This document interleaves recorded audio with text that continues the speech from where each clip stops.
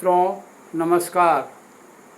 मित्रों, आज हम कुछ विशेष चर्चा करेंगे मकान के वास्तु दोष से परेशानी और उसके उपाय।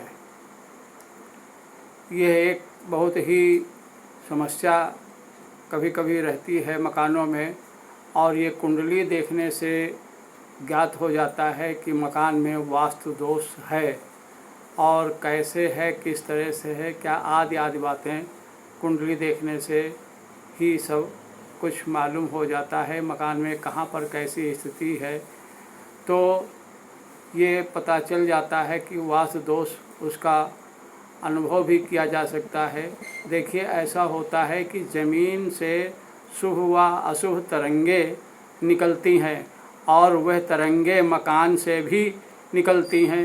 एक तो ज़मीन से तरंगें निकलती हैं, दूसरे मकान से भी तरंगें निकलती हैं, जो सकारात्मक भी होती हैं और नकारात्मक भी होती हैं।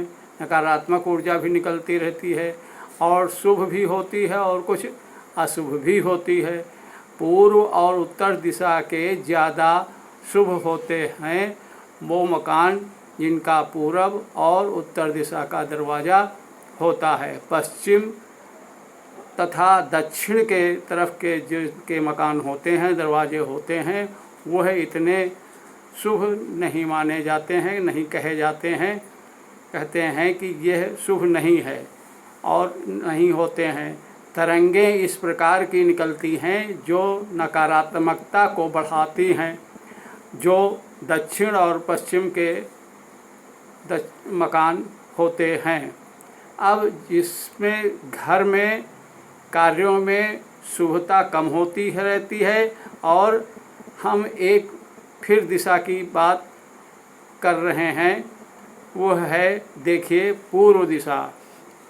पूर्व दिशा का जो द्वार होता है वह शुभता लिए होता है और उसमें मांगलिक कार्य आदि होते रहते हैं और नकारात्मक ऊर्जा बहुत कम रहती है। अब बात आ जाती है दक्षिण दिशा के द्वार की। दक्षिण दिशा के द्वार जो होते हैं उनके पास में बिजली का मीटर, बिजली का सामान ठीक नहीं रहते हैं और प्रायः खराब हो जाते हैं जो दक्षिण दिशा की ओर के दरवाजे होते हैं, और कुछ न कुछ प्रायः परेशानी बनी रहती है। और ऐसा भी होता है कि मकान में जब वास्तु दोष होता है तो नाली की समस्या कुछ न कुछ बनी रहती है। कभी नाली चौक हो जाएगी, कभी नाली ख़राब हो जाएगी, कभी कुछ न कुछ समस्या इस तरीके की बनी रहती है। और गंदगी रहती है, कुछ सीलन रहती है, इस तरीके की बातें, परेशानी वहाँ पर कुछ न कुछ बनी रहती हैं। अब इसमें हमें उपाय क्या करना चाहिए? मुख्य रूप से ये बात समझने वाली है।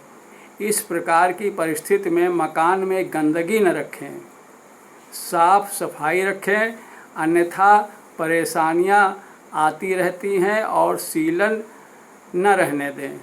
अब बात करते हैं सूर्य के प्रकाश की। सूर्य का प्रकाश जिस घर में नहीं आता है वहाँ बीमारी रहती हैं, घर के लोग कुछ बीमार ही बने रहते हैं और बच्चों का स्वास्थ्य भी बिगड़ा रहता है या स्वास्थ्य उनका बिगड़ जाता है।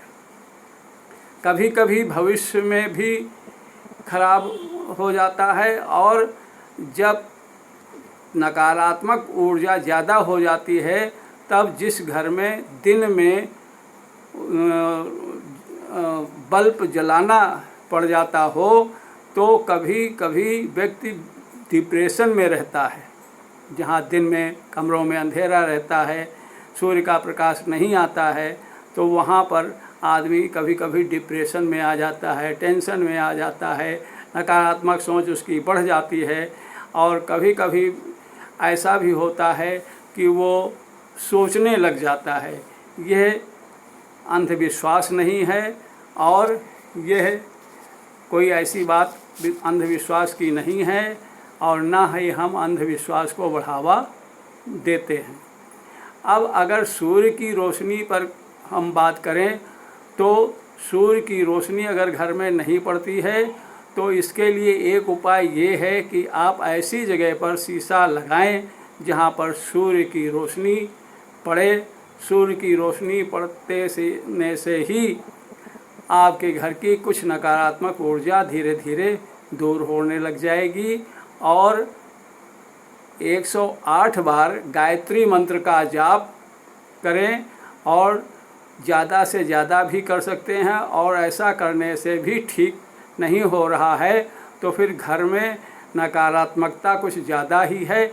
ऐसी दशा में मकान के विषय में स्वयं कुछ सोच समझकर निर्णय ले सकते हैं। और अब बात आती है कि अब हम रंग के विषय में बात करेंगे।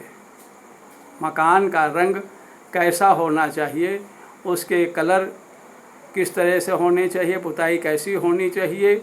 घर के जो कलर होते हैं उनमें घर का रंग पुताई में यदि ठीक से ध्यान नहीं दिया गया तो घर में रहने वालों की सोच भी फर्क पड़ता है।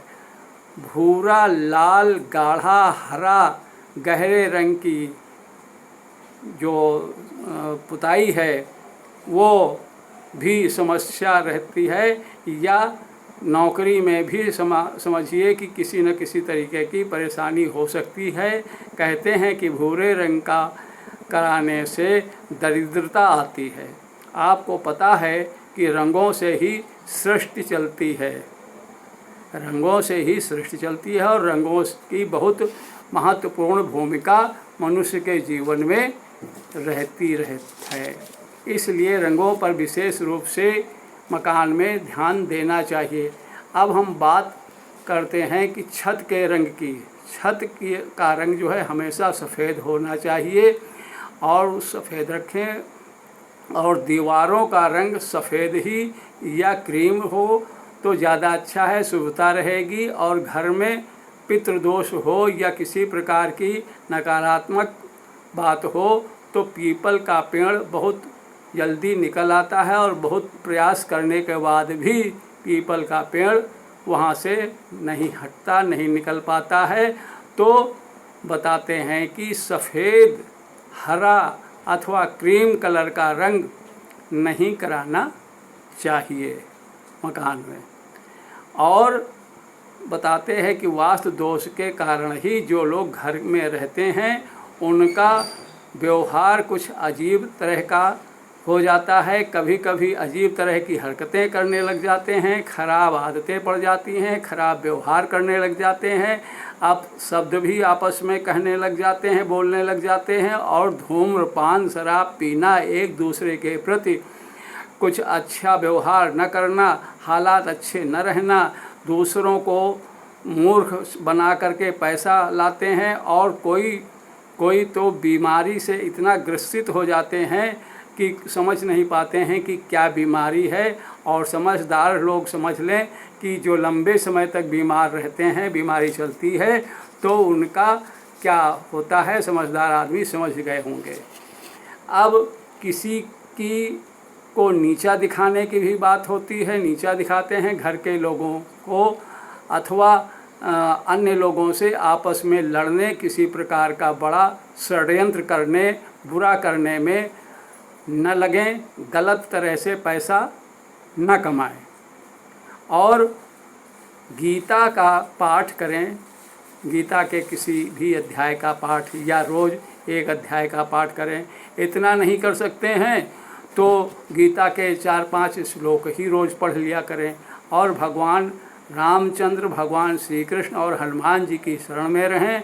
और एक हनुमान चालीसा की चौपाई है, भूत पिशाच निकट नहीं आवें, महावीर जब नाम सुनावें।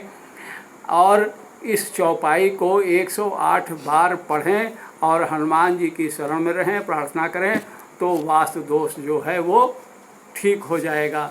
अब बात आती है कि जो हम बता चुके हैं उस बात पर आप विशेष रूप से ध्यान दें और वास्तु का जो सही निराकरण है वह करें।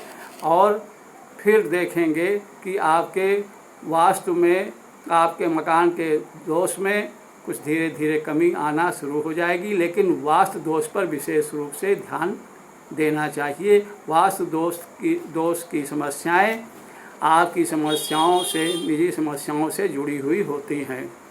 ज्योतिष सीखने के लिए, कुंडली बनवाने के लिए, दिखलाने के लिए और समस्त धार्मिक कार्य करने के लिए महामृत्युंजय जाप, ग्रहों के जाप और रुद्राभिषेक, संगीतमय रामायण, सुंदरकांड पाठ, हनुमान चालीसा और जिन बहनों भाइयों की अत्यधिक प्रयास करने के बाद भी विवाह अभी तक नहीं हो पा रहे हैं और जिन लोगों को संतान सुख की प्राप्ति नहीं हो पा रही है और नौकरी आदि नहीं मिल पा रही, कोई व्यवसाय नहीं चल पा रहा है, तो फेसबुक पेज भविष्य ज्योतिष को कृपया लाइक करें और यूट्यूब चैनल भवानी तंत्र मंत्र ज्योतिष को सब्सक्राइब करें और लाइक करें और ज़्यादा से ज़्यादा शेयर करें। और हमारा नंबर है 9839283776 और दूसरा नंबर है 6391262477। इस पर भी आप व्हाट्सएप कर सकते हैं, संपर्क कर सकते हैं।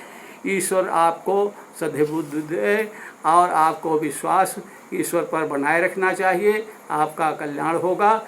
धन्यवाद।